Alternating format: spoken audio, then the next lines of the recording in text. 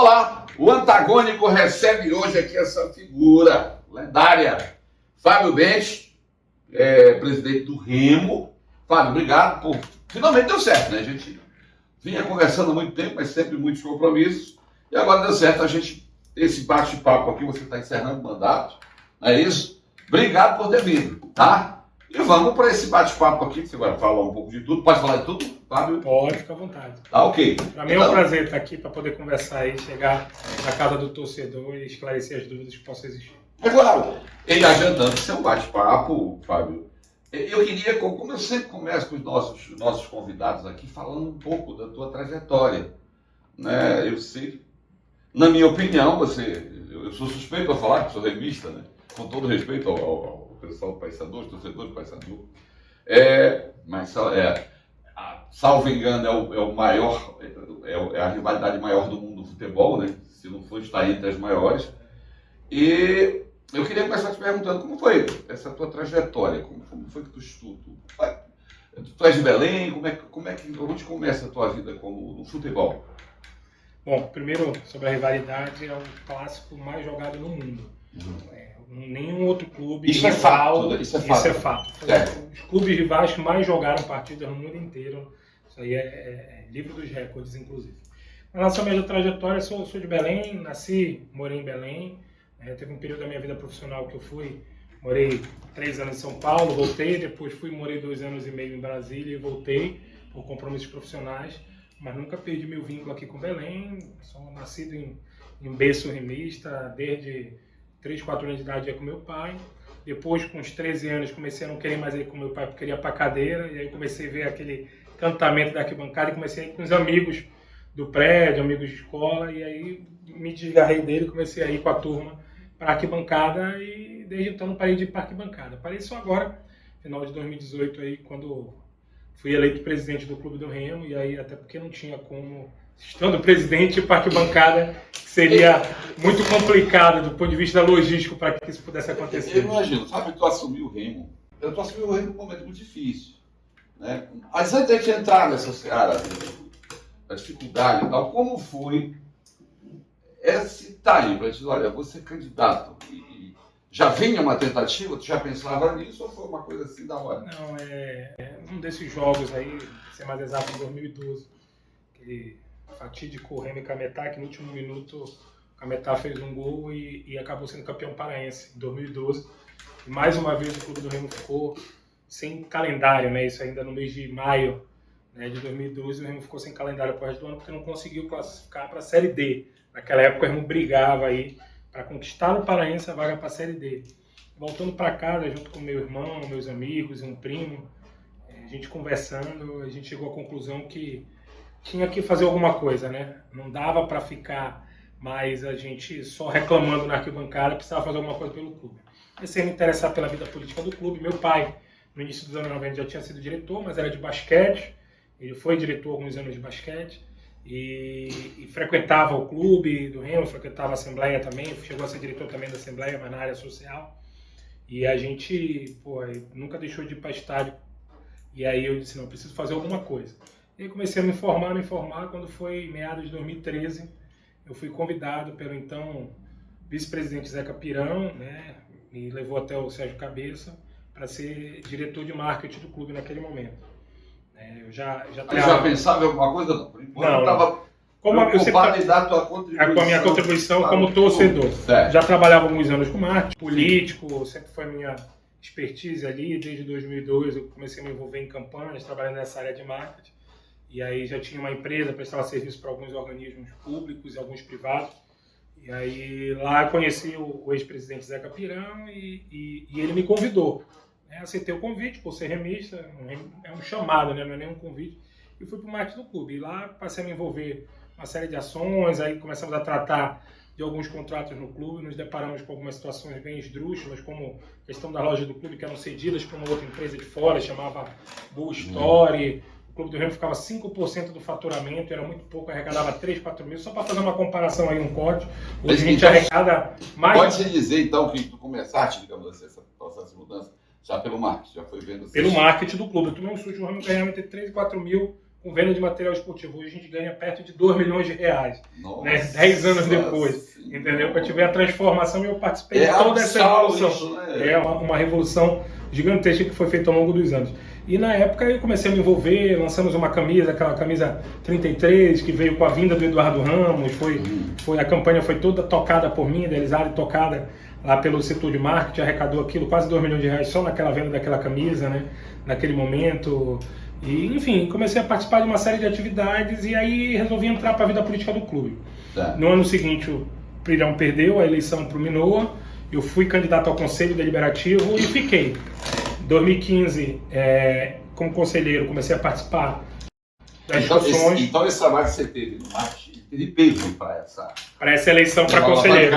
Sim. Comecei a ser visto e ser conhecido. Não, realmente foi mostrando serviço. Isso. Em 2015, o presidente Minoa ficou menos de 6 meses na frente da administração, teve uma série de situações que ele optou por renunciar naquele momento, né? Certo. Pressão muito grande, cobrança pela administração dele, muitas turbulências, né? E aí houve uma gestão que assumiu temporariamente, que Manuel Ribeiro, Paz esteja, era presidente do Conselho Deliberativo, foi assumir o Conselho Diretor no lugar do Minoa, que tinha renunciado, e convidou a gente para voltar para o marketing. Aí eu fui.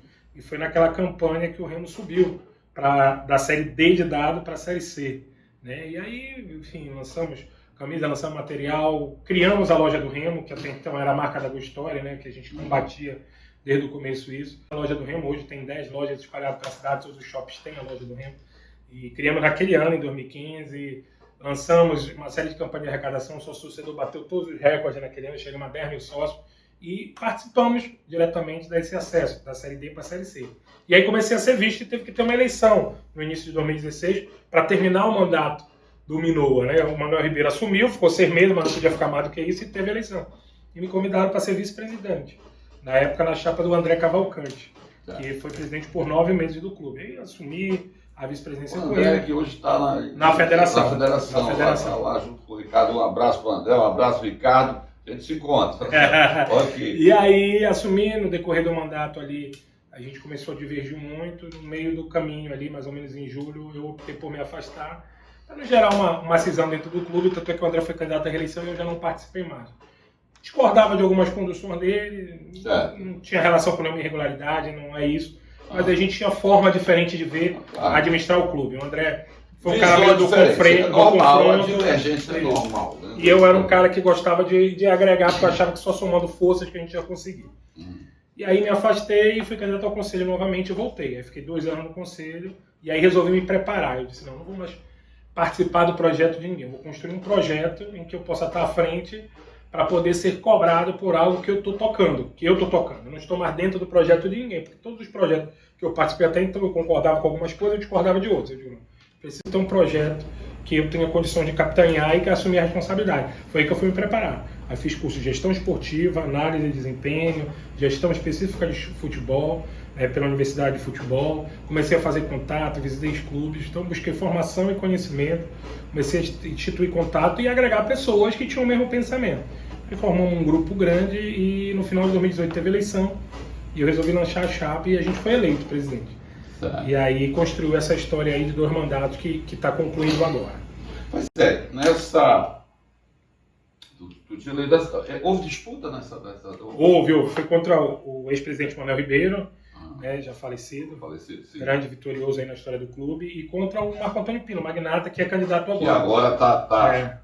Mas eu tive quase 70% dos votos, a soma dos dois não dava para me superar, né? Eu sozinho tive mais votos do que os dois candidatos. Agora, eu quero que você fale um pouco dessa chegada à presidência, que não é a mesma coisa.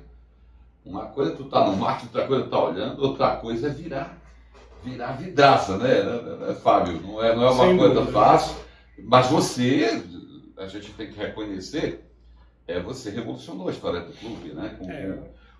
Você tem muito, apesar de nunca é completo, a gente sabe disso, claro, né? Entre erros e acertos, mas você, pelo menos, se hoje com as contas do clube, você tem mais, digamos assim, objetivamente falando, você tem muitas conquistas dentro de organizar, arrumar a casa. Fora falar um pouco também desses erros e acertos em relação a troféus, né? Mas isso a gente fica para o próximo bloco, daqui a pouco a gente volta.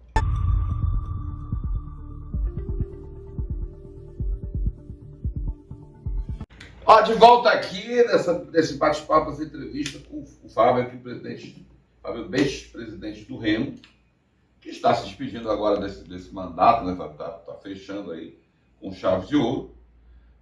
Agora a gente retoma. Eu queria saber, primeiro eu vou te perguntar essa história, porque eu pensei que era só 2 mandatos e não poderia concorrer a um terceiro, mas ao que se parece, no teu caso poderia. Como é que é isso, Fábio, essa questão do mandato? É porque o estatuto foi mudado no decorrer da minha gestão. Havia um estatuto anterior, que era de 2 anos o mandato, e poderia ter limitado as eleições.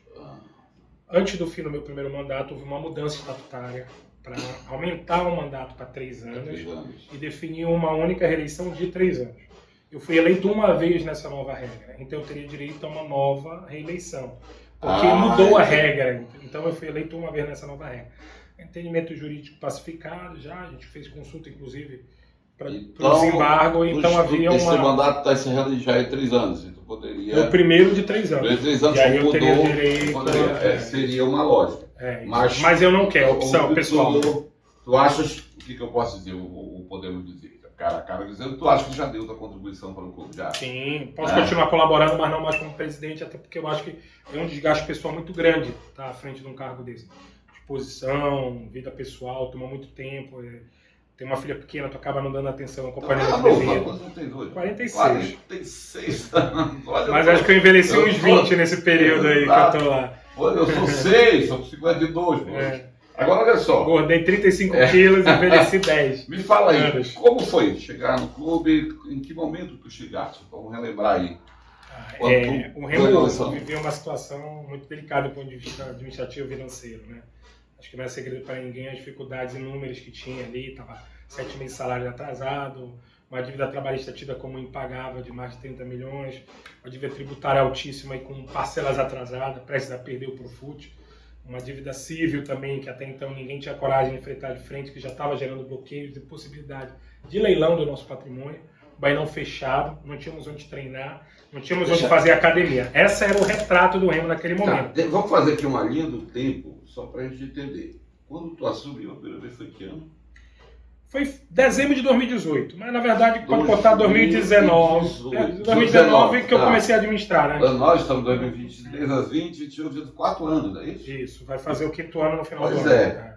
Então, se conseguiu encontrar uma realidade dessas, que aí se a gente for citar, salários atrasados, não tinha CT, o estádio fechado e tal, e realmente tem muita coisa em 4 anos, né? Agora, sempre tem, Fábio, um ponto de partida, né? Porque quando você encontra só o problema, como é, Fábio? Qual a primeira regra para dizer, olha, vamos... Evandro, choque de gestão. É se comprometer em pagar aquilo que tu pode. Já viu uma filosofia interna no clube, que existe em vários clubes do Brasil, traz que a torcida paga, independente de quanto seja a folha, vamos contratar, porque aí a gente vai arrecadar em bilheteria. Isso que gerou todas essas dívidas. O que é que a gente fez? Foi para a ponta do lado. Quanto o clube arrecada por mês hoje? Sem acréscimo nenhum, arrecada 300 mil reais. Então é o que eu vou me comprometer em gastar. Ah, mas tu já tem uma folha de funcionário de mais de 250 mil. Mais de 200 mil, sem contar com o jogador. Eu digo, não vamos reduzir. Nós reduzimos essa folha para 80 mil reais. Então nós tivemos que demitir uma série de funcionários, mais de 30 funcionários, alguns com altos salários, né, alguns que, para a função que exerciam, um salário bem acima do valor de mercado, muito provavelmente oriundo de amizade mesmo. Alguém botou lá, era amigo, põe um salário alto aí pro cara, meu amigo e tal, e o cara ia ficando, para não se dispor, ninguém fazia nada. Então eu tive que botar o dedo nessas feridas. Tive que encarar essa situação. E tive que trabalhar em paralelo para aumentar as receitas. Né? Então reduzir custos e aumentar receitas. E aí a gente foi ajustando, no 3º mês a gente já conseguia empatar a conta. Agora, com tudo isso, Fábio, você tinha que, vamos como sempre, traçando ali no tempo. Ao mesmo tempo que você está enxugando, que você está cortando gasto e tal, tinha que ter um resultado no campo. E aí foi o que a gente... Não é muito fácil, porque era cobrado e com razão. Mas qual a receita? Sem dinheiro, para ter um time competitivo, digamos assim, sem estrelas e sem poder gastar. Como é que tu isso aí? Foi um processo de resgate de credibilidade. Né? Comecei a visitar possíveis parceiros do clube e me comprometer com eles a entregar mais do que eles recebiam anteriormente. Muitos deixaram de ser parceiros do clube porque combinava contigo que tu ia entregar essa caneta, mas tu só entregava a tampa da caneta. Então o cara deixava de ser patrocinador. Porque acima do que gostar do Clube do Remo, qualquer empresa quer ter um retorno do patrocínio esportivo. Não é pura e simplesmente eu vou dar porque eu sou remista, não. Eu vou dar porque eu sou remista, mas porque eu quero ter um retorno de visibilidade de marca. Eu quero minha marca associada a algo que me traga retorno. E muitas das vezes o camarada deixou de participar, de ser patrocinador por causa disso. Então a gente foi resgatando e foi conseguindo ampliar o patrimônio. Foi renegociando dívida, pedindo prazo, chegamos com o funcionário, fizemos uma reunião. Então, a partir de agora, os que ficam, nós vamos pagar em dia. E aos poucos a gente vai pagando isso para trás e eles tiveram toda a paciência. Então ao longo do ano de 2019, a gente atualizou praticamente todos os salários. Em 12 meses eu paguei 18 salários. Ficou pouca coisa para 2020. Porque todo o recurso extra que entrava, que não estava programado, a gente usava para tapar esse buraco que tinha de coisas atrás. Fizemos uma visita na Justiça do Trabalho.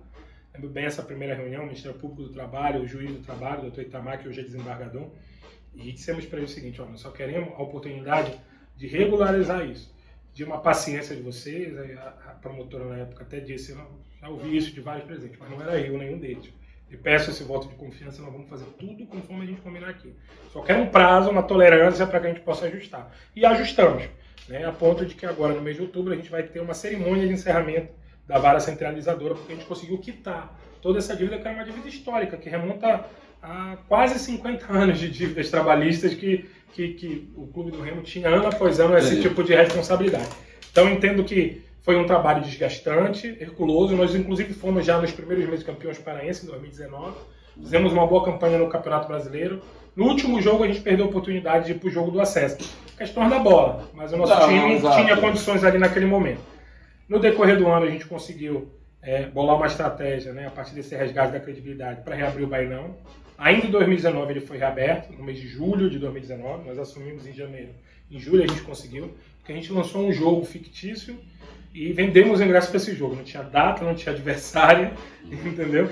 Só era um jogo de reabertura do Bainão. E o torcedor, por confiar naquilo que estava sendo feito, comprou. Em um dia a gente vendeu 8 mil ingressos ali. O ingresso era R$100, então a gente arrecadou aí quase R$1 milhão ali, né, em pouco mais de um dia de vendas, e foi suficiente para que a gente pudesse reabrir o estádio e retomar para a nossa casa, que era um movimento importante, porque a gente sabia que o Mangueirão ia entrar em reforma.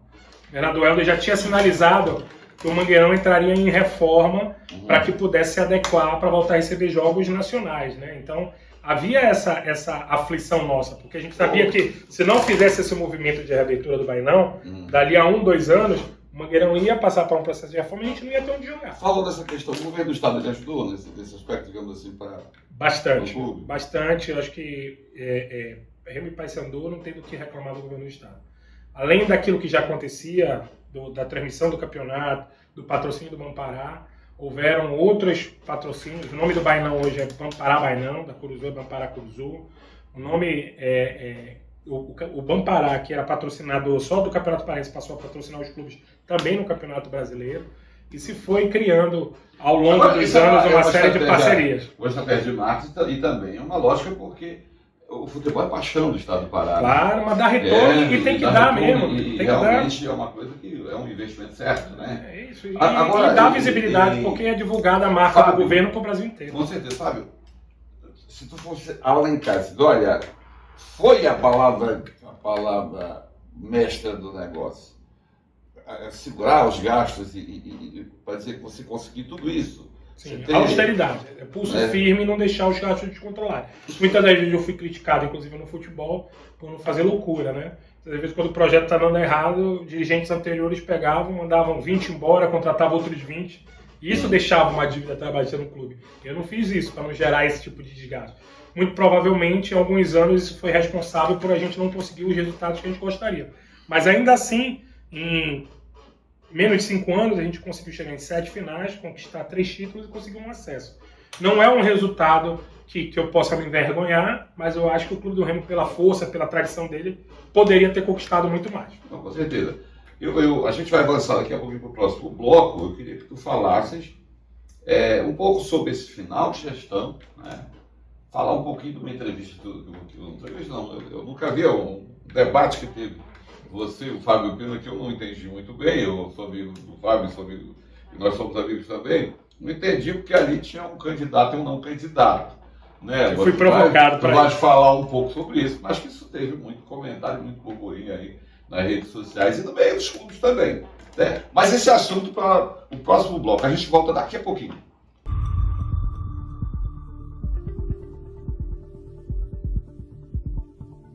Aí, meus amigos, voltando agora para o último bloco desse bate-papo aqui. Agora a gente vai falar sobre temas polêmicos. Né? Olha só, vou começar falando dessa.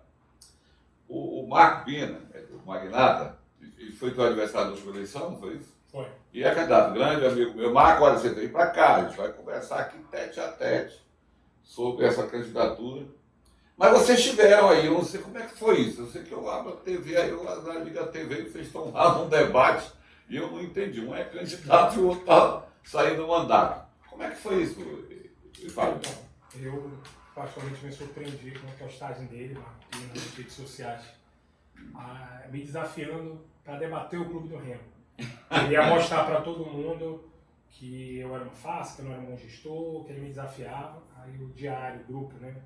Diário lá me fez contato, perguntou se eu aceitaria participar disso. Eu digo, não tem problema, debato com ele, com qualquer pessoa. Falar do Clube do Remo, eu estou sempre à disposição. Isso é coisa do Mauro Neto, eu acho que o Mauro Neto que gosta desse debate. Grande Mauro, um abraço. E aí eu aceitei, ele como tinha feito a provocação, obviamente aceitou também, e a gente foi pro debate lá. Só que eu acho que ele esperava, que eu falasse, que eu apenas me defendesse, coisa da gestão, falasse da gestão.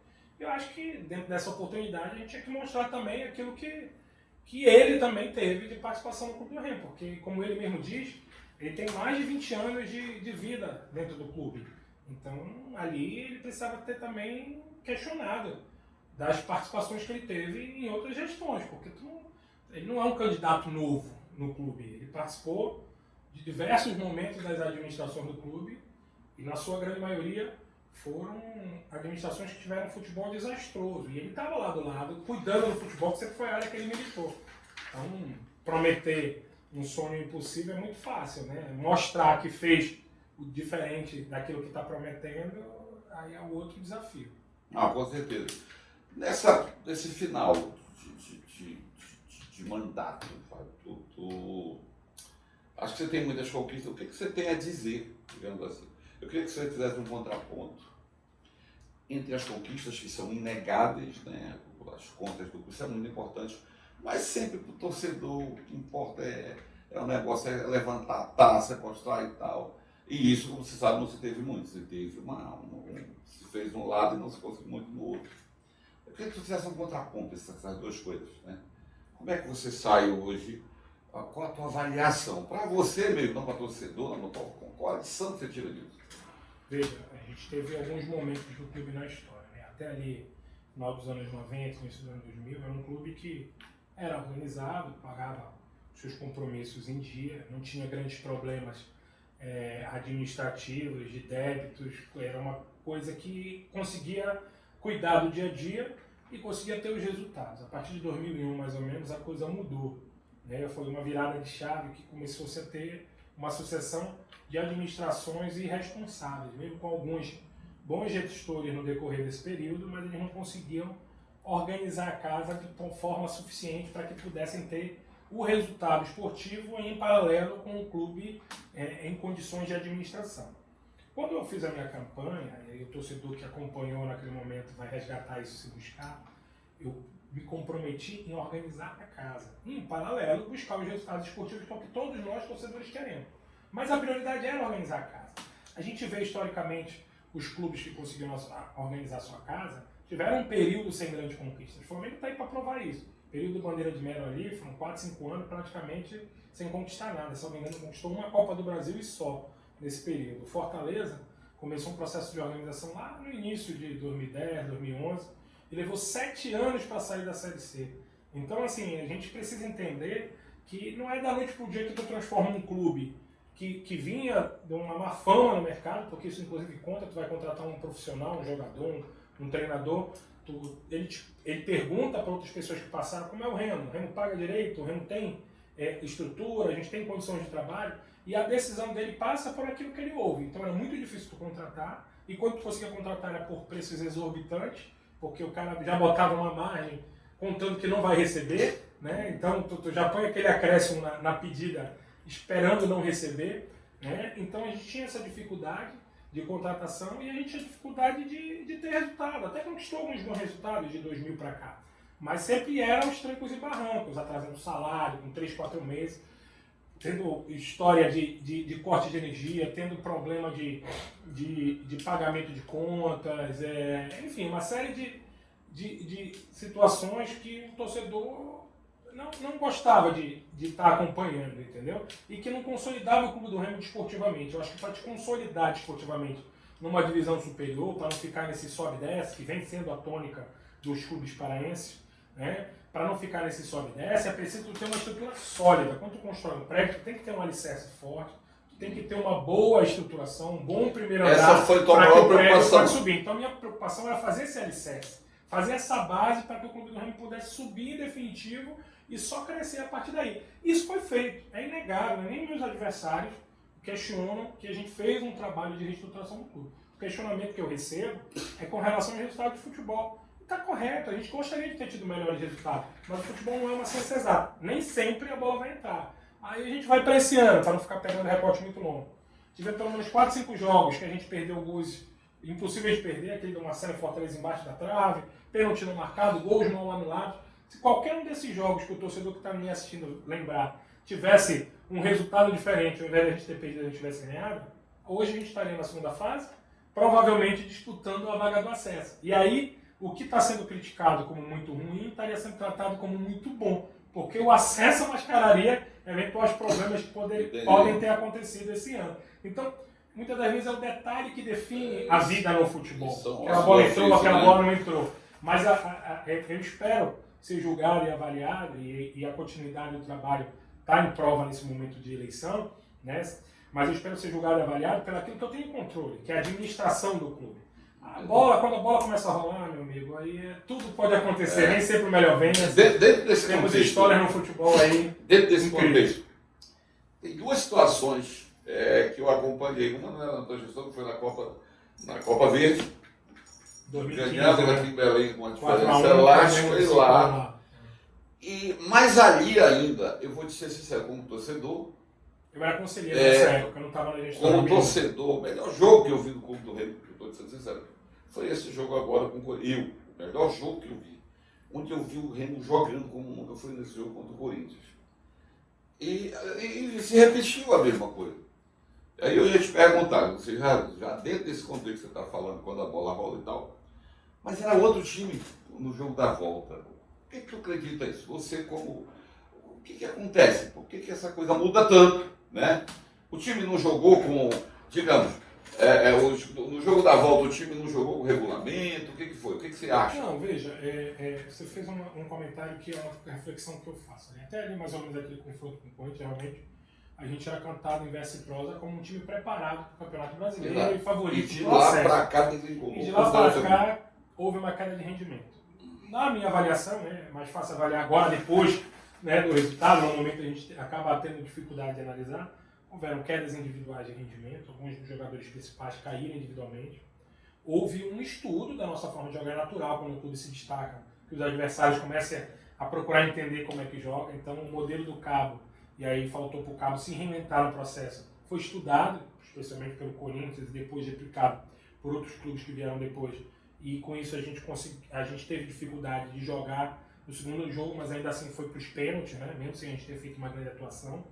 E depois disso, a gente tinha um calendário muito apertado. Você vai lembrar que o Campeonato Paraense esse ano atrasou bastante, porque houve um atraso judicial no início.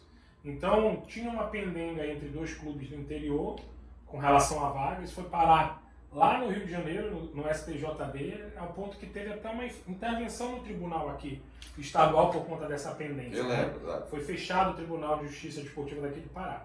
E isso gerou um atraso aí de algumas semanas do Campeonato Paraense, que fez com que o Campeonato Paraense invadisse o calendário do Campeonato Brasileiro. Então, para ter uma ideia, eu estava jogando a 4ª rodada do Campeonato Brasileiro e ainda estava fazendo o primeiro jogo da final em Marabá, contra o Águia, né? Então, essa montagem do Do calendário... Paraense. Do Paraense, Tava jogando a final do Paraense em Marabá e viajei de lá para a quarta rodada do Brasileiro em Porto Alegre. E no meio... Saí de Marabá e fui para Porto Alegre. Para a Copa do Brasil. Para a Copa do Brasil, mas não vou. Imagina a logística de Marabá para Porto Alegre com a malha aérea que a gente tem, né? Terrível. 3 paradas, quase 10 horas de voo. Então, esse desgaste também ele pesou muito, né? E normalmente o Campeonato Paraense termina em torno de 2 semanas antes do início do Campeonato Brasileiro, para até aquela para acertar, para te estruturar e te organizar para estrear no Campeonato Brasileiro. E esse ano não teve isso. Então, não estou aqui arrumando desculpa justificativa, mas estou colocando que os fatos, né, somados geraram um início ruim. Ao tal ponto que a gente teve 4 derrotas no início do Campeonato Brasileiro. 4 jogos, 4 derrotas. Agora, tu acha que o time sentiu esse desgaste, a queda individual e a exaustão do modelo do Marcelo Cabo. Acho que esses 3 fatores juntos, né, do modelo de jogo dele, esses 3 fatores juntos foram primordiais para essas 4 derrotas. Porque depois disso, Evandro, depois dessa sequência de derrotas, quando assumiu o Catalá, a gente teve 56% de aproveitamento. Isso era percentual, se o Catalá tivesse desde o início do campeonato, para estar entre os 4 primeiros. Teria classificava 8, a gente teria classificado entre os 4 primeiros pelo percentual do Catalá. Então, a gente fez depois no campeonato de recuperação, ainda que tenha oscilado, ganhando uns jogos, perdido os outros, perdido inclusive para o rival, que foi um jogo decisivo para os dois ali. Quem ganhasse aquele jogo muito provavelmente classificaria, tanto é que o parceiro classificou e está aí, né, disputando a vaga de acesso. Então, ali naquele momento, aquele jogo era um jogo decisivo para o futuro de cada um. Então, a gente fez um campeonato de recuperação, né? Então, o nosso percentual de pontos após a saída do Marcelo Cabo seria suficiente para subir. Infelizmente, a gente teve as 4 derrotas com o Marcelo Cabo que pesou no final. Mas acho que a gente terminou o campeonato bem. O Catalá é um excelente treinador, a torcida, a parte da imprensa, acho que a totalidade da imprensa defende inclusive a permanência. Já conversei com o candidato da situação. Ele já sinalizou que em ele sendo eleito presidente fica o Catalá, já inclusive chegou a reunir com o Catalá. Acho que é um cara que conhece a divisão. Ano passado ele foi campeão pelo Mirassol, então tem tudo para dar certo. Nesse ponto, é verdade. Nesse ponto eu acho que até a torcida concorda. Só para encerrar esse contexto antes do nosso ping-pong, para encerrar a nossa entrevista, você está saindo e tal, com erros e acertos, eu acredito particularmente mais acertos do que erros, ou digamos assim, é o jogo. Com perdão do trocadilho, é o jogo, né? Como é que você espera? Você espera, obviamente, você está apoiando.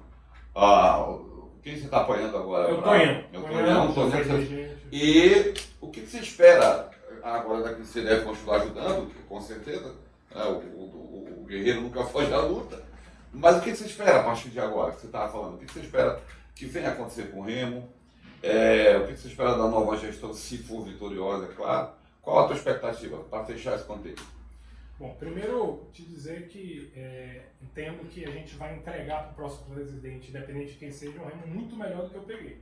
Com salários em dias, com a dívida trabalhista zerada, com estrutura, com sem treinamento, com estádio para jogar, com local para treinar, para fazer academia, com o NASF, Núcleo de Saúde e Performance, que é referência na região Norte e Nordeste. Então, ele vai ter muita facilidade. Já começa um ano com 4 milhões desbloqueados em caixa para utilizar, que é coisa que eu não tive nenhum desses 5 anos. Era um dinheiro que era destinado todos os anos para o Estado do Trabalho no início da temporada, que estava bloqueado. Era a Funtel, Pavão Pará, a primeira cota da Copa do Brasil, entre outros recursos que todo início de ano já começa com essa grana. Então, tu já tem um dinheiro para iniciar o trabalho. Tem que ter muita responsabilidade. Tem que ter muita responsabilidade. Então, a gente optou por lançar o Tonhão, por entender que o Tonhão tem um perfil para dar continuidade. O Tonhão é um cara agregador que sempre esteve presente nos grandes momentos do Clube do Remo. Nos anos 90, participou dos acessos à primeira divisão, participou da conquista da João Avelange, do Campeonato Brasileiro. Aproveitando, nós estamos convidando o Tonhão para vir aqui conversar com a gente. Marco Pina também já sabe, já convidei. É importante o torcedor ouvir essas plataformas, essas propostas. Continuando. Mas eu acho que ele assume o Clube do Remo muito melhor do que nós estamos entregando. Então, a gente está oportunizando que o Clube do Remo possa dar voos maiores. Então, espero de verdade que quem ganhe, né? Obviamente vou trabalhar e torcer para que o candidato que eu estou apoiando. Lógico. Mas se não for ele, que o candidato que ganhe, que ele não entre com o espírito de revanchismo e que ele entenda que ele pegou um Clube do Remo melhor e que ele trabalhe para melhorar ainda mais. Porque tem muita coisa ainda para melhorar. No aspecto de dívida, nós não zeramos todas as dívidas. Ainda tem a dívida civil, que é um fantasma para o Clube do Remo. Nós ainda temos parte da dívida tributária ainda a ser paga, está parcelada, está em dia. Isso é muita mas coisa, a Fábio? dívida tributária em torno de 7, 8 milhões, dívida civil em torno de 12, 13 milhões, que na soma dá em torno de 20 milhões ao todo, que é menos do que um orçamento anual. Então, para quem analisa a dívida, né, é uma dívida muito pequena, porque é calculado pelo orçamento anual. Então, muito provavelmente nesses próximos 3 anos é contornável e sanável. Muito provavelmente nos próximos 3 anos isso deve ser zerado, porque é uma coisa que está acessível para o próximo gestor fazer. É o que a gente espera. Vamos agora para aquele bate-bola. Eu vou te falar aqui, tu faz resumir em uma frase. Ok. Tá? Para a gente ser breve e para ter essa síntese. Eu começo perguntando. Quem é o Fábio Bete? Um grande remista que ama muito esse clube. Clube do Remo. O amor da minha vida. Uma grande conquista. A Copa Verde, sem dúvida alguma, mas o CT, que era um sonho antigo. Um grande jogador. Convivi com o Vinícius aí, um grande atleta aí nesses 5 anos. Seria o Vinícius? Então. Na convivência, sim. Como ídolo, eu tive grandes ídolos no clube, né? Mesquita, Adesson, acho que nos anos 90 o Arthur, nos anos 2000 o Jean. São muitos nomes, né? Ídolos. Qual a receita de gestão? Austeridade sempre, responsabilidade. Um objetivo para o Remo, na tua visão? Estruturar a nossa divisão de base para que a gente forme os nossos jogadores. Ser remista é? Amar muito aquilo que não se pode controlar. Uma grande gestão remista, não vai ter. Doutor Birajara Salgado, meu grande ídolo dentro do clube. Um recado no juvenil, aquele garoto que quer chegar no principal, qual é o caminho? Se prepare muito, lute muito, tenha uma boa cabeça, tenha foco, não se perca pelos descaminhos do futebol, ele oportuniza muita coisa. Um mau momento do Remo? O rebaixamento, sem dúvida alguma, da B para C, esse foi o meu pior momento no clube. Um bom momento? O acesso no ano anterior, no momento de pandemia, em que todos esperavam uma tragédia e a gente foi lá e conseguiu. Fábio, muito obrigado. Obrigado, eu sei que tem te tirado teus compromissos para a gente bater esse papo aqui e tal. Acontece, demora e tal, mas a gente chega, tá? E te agradecer não só como o entrevistador aqui, mas te agradecer também como remista, tá? E que você continue essa caminhada, sucesso, que continue ajudando o Clube do Remo. E eu quero deixar agora as suas considerações finais os teus amigos que estão nos assistindo. Sempre o torcedor que está assistindo, que entre erros e acertos, eu tenho certeza que eu procurei fazer o meu melhor. Tenho recebido reconhecimento nas ruas, que tive mais acertos. Vou continuar ajudando, que eu ouço muita gente aí nos locais que eu chego. Não saia do Remo, fica no Remo, ajude. Eu preciso de gente como você, vou continuar. Vou para o Conselho Deliberativo, que é um fórum importante também dentro das discussões. E vou ser um soldado para qualquer presidente depois, para estar à disposição, para ajudá-lo na missão que ele me passar. Ser Clube do Remo não é uma coisa temporária. Eu jamais seria dirigente de outra equipe, só do Clube do Remo. É o meu amor, fiz por amor e vou continuar fazendo. Deus salve o Clube do Remo, Filho da Glória e do Triunfo.